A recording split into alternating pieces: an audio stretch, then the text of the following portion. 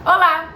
Você já tentou avaliar uma criança e se viu ali num labirinto? Quanto mais você aplicava testes, menos informações conclusivas você tinha.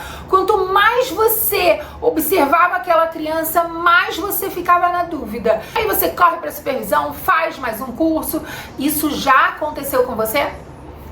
Muito provavelmente sim, isso também já aconteceu comigo. Ao longo desses 15 anos de atendimento clínico, isso já aconteceu, mas eu vou te dizer o que foi libertador. Basta que você conheça uma coisa, na verdade, um processo. Conhecendo isso, você vai se libertar desse labirinto que você se coloca toda vez que vai fazer uma avaliação. O vídeo de hoje é sobre isso.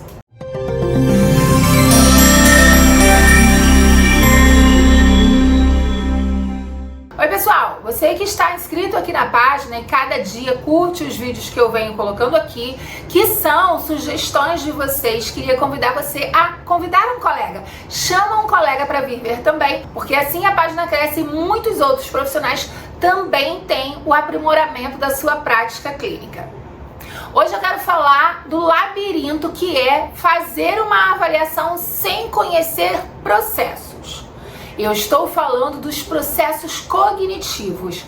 Por que é importante conhecer os processos cognitivos? Porque quando você vai fazer uma avaliação, você não pode focar somente no resultado do teste. Quando você foca somente no resultado do teste isoladamente, aquelas informações pode ser o gráfico mais bonito, pode ser o documento padrão ouro. Aquelas informações, elas sempre serão inconclusivas, elas sempre vão te levar a lugar nenhum. Porque a sua hipótese diagnóstica, ela sempre está relacionada ao seu raciocínio clínico. Se você não conhece os processos cognitivos, se você não conhece os domínios do desenvolvimento, se você não conhece desenvolvimento infantil, tudo isso, todas essas respostas que o teste está te dando, serão informações vazias. E eu tô te dizendo isso porque muitos profissionais, através das supervisões que eu dou, os alunos que eu tenho nos cursos, até mesmo isso já aconteceu comigo, eu fui com muita sede ao pote, comprei o teste, fui ver a criança, quando eu peguei o resultado do teste para analisar, eu falava, opa, por que eu não consigo sair daqui? E eu não conseguia sair porque eu estava presa olhando para o que eu precisava saber da criança. Eu precisava de uma resposta, queria que a resposta viesse através daquele teste. A resposta ela vem depois que você junta as informações dos testes que você usa com informações importantes dos processos cognitivos, do desenvolvimento infantil, do desenvolvimento motor, depende do que você está avaliando. Qualquer profissional em qualquer área precisa passar pelo processo avaliativo. Por que eu tô falando isso? No Instagram eu abri uma caixinha e veio logo uma pergunta: quais testes usar? Como avaliar o resultado? Tô falando isso tudo, gente, porque inclusive a ideia desse vídeo surgiu a partir de uma caixinha no Instagram, onde uma profissional falava assim: Renata, quais testes eu devo usar? Qual o teste que eu invisto? É preciso avaliar mesmo? Avaliar é mesmo importante? Posso fazer a avaliação sem intervenção? Eu senti aquela angústia. E conversando com outros profissionais, existem inclusive algumas clínicas que estão tomando o procedimento de mandar logo fazer a avaliação, faça logo a intervenção para ganhar tempo, ou seja, queima etapas. Se você não conhece processos cognitivos, domínios do desenvolvimento, os marcos do desenvolvimento infantil, se você não sabe como acontece o cérebro, como funciona o cérebro, você vai ficar presa a um diagnóstico. E outra coisa, você também precisa saber sobre a etiologia daquele diagnóstico, daquela hipótese diagnóstica. Muitas vezes você fica presa a um comportamento. O comportamento, por exemplo, vou dar um exemplo aqui de autismo. Essa criança, ela está com comportamento repetitivo. Na etiologia do autismo consta, que a criança pode ter, a pessoa pode ter comportamentos repetitivos. Mas no cérebro, o que indica o que está em déficit, qual é a área afetada que está relacionada ao comportamento repetitivo. Se você não sabe, você só vai avaliar um pedaço do comportamento. Porque o comportamento, gente, é uma fatia do bolo. Cada fatia que você tira, ela é correspondente a uma área. O comportamento corresponde a uma resposta que está relacionada a processos cognitivos. O comportamento em si é apenas uma ação.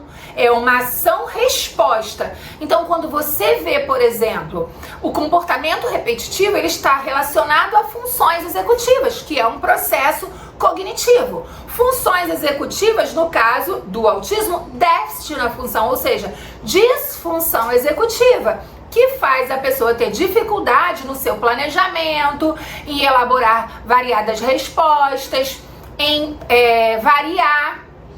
Quando essa pessoa está presa a um processo que faz ela repetir padrões, alinhar bichinhos, seguir rituais, tudo isso está relacionado a funções executivas. Então tá vendo que se você fica preso somente ao que você olhou, e tem muitos testes que pedem para você avaliar, por exemplo, o comportamento. Avalia se a criança tem comportamentos repetitivos.